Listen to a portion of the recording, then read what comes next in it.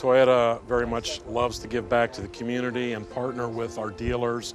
And Mike and Matt Smith are fantastic dealers for us, and just a great opportunity for us to partner with them and help them with this very important charity that just touches so many people's lives. The success of today's golf tournament is a result of enthusiasm. Ann Harris Smith's ability to recognize and bring out the best in people inspired her family, friends, neighbors, and colleagues to take her idea for a golf tournament and make it successful.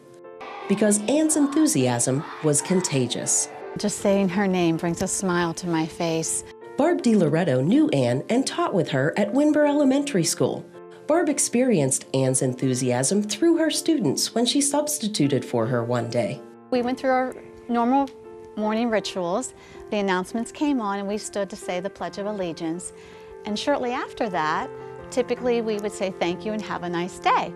The children continued to stand, and I'm dating myself, but we played a song on the tape recorder, pushed the button on the tape recorder, and John Denver's song, God Bless the USA, came on. And I'm proud to be an American, where at least I know I'm free. I was amazed. It brought tears to my eyes to see these little ones singing the song and doing motions to the song, standing nice and proud, and that was a true reflection of Ann. Ann's enthusiasm, coupled with one more vital element, your donations and support, made it possible for the foundation to promote literacy and help people Ann cared about very much, children. One of the ways to do that was to really take a look at the hub of our elementary school, the library, and really renovate it to be more appropriate for our early childhood students. We've been able to purchase smaller tables, smaller chairs. We've had the opportunity to purchase open-faced shelving, which is important so that they can see the cover of the books. And of course, one of the books available to the kids is Ann's color wrap book. Artwork from some of the book's pages now decorates the library wall.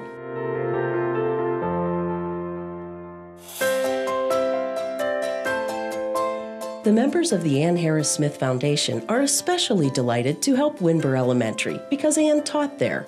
But they also haven't lost sight of Ann's and their commitment to awareness. The beautiful thing about the Ann Smith Foundation is their desire to go out and raise awareness and educate the young females, especially on the early warning signs and the seriousness of ovarian cancer. Jack Babbage is a longtime friend of the Smith family. He has played in almost all of the foundation's tournaments. I believe I've played in just about every one except for the year that I was in Iraq, which was 2006. He participates each year because he recognizes the effect the foundation is having on the community. They're making a difference. It's not just their charity golf outing. They do many things around the community. Jack was one of many who joined the foundation in supporting the Johnstown Free Medical Clinic's concert last August. Each year, the enthusiasm of the foundation finds its way into the lives of more people. It's one of the first activities we do during the school year, so it's a good bonding activity for new students. I did it my freshman year, so I got to know some of the older kids. Bishop McCourt students, faculty, and staff members have been helping to turn the town teal in September for several years. They also host a teal football game annually.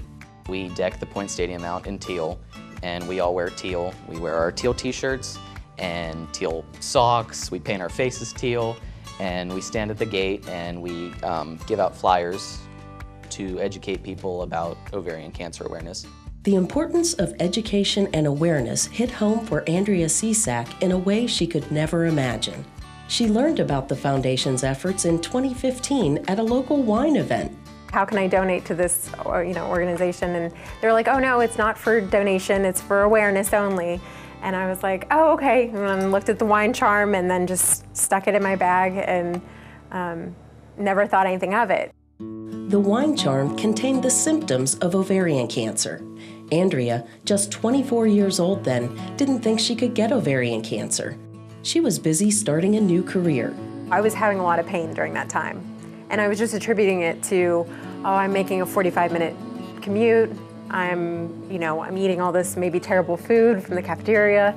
Andrea saw several doctors and had several tests. There was at least like 4 or 5 appointments that I had gone to, and after I had an ultrasound and they said, yeah, it looks normal, I'm like thinking, what is this? It was months later when she finally learned the cause of her pain. She was having abdominal pain and ended up in the emergency room in January, and they did a CAT scan and found that she had stage 3 ovarian cancer. Amazingly, Andrea considers her experience a blessing. It makes me so happy to have found out what it was, because the pain was just so insurmountable. And just to think that I would have to live my whole life with that pain, I'm just so happy. Like I feel so much better now after my surgery. Andrea was a picture of total health.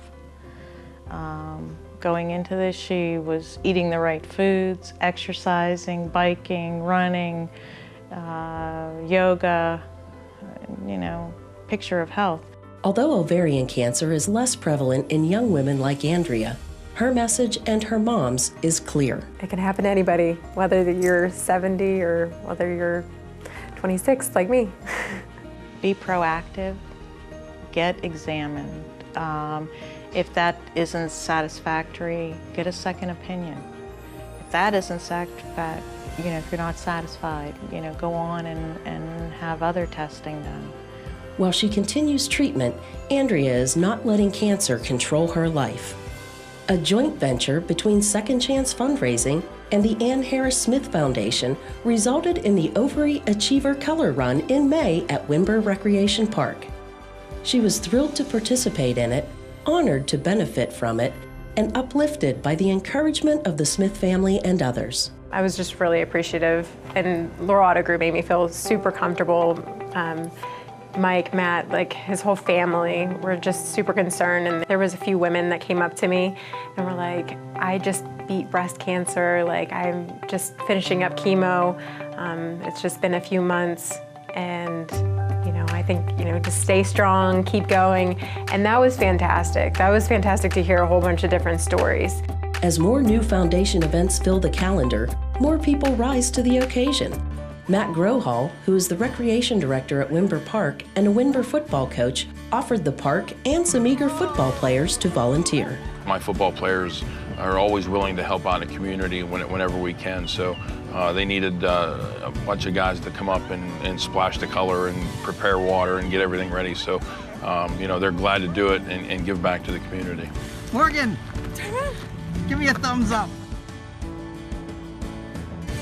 Mom's goals were very basic and simple. To raise awareness of ovarian and gynecological cancer. To educate the people of our communities. To give people diagnosed with cancer hope. Hope. Hope. And to do all we can to help them become cancer survivors.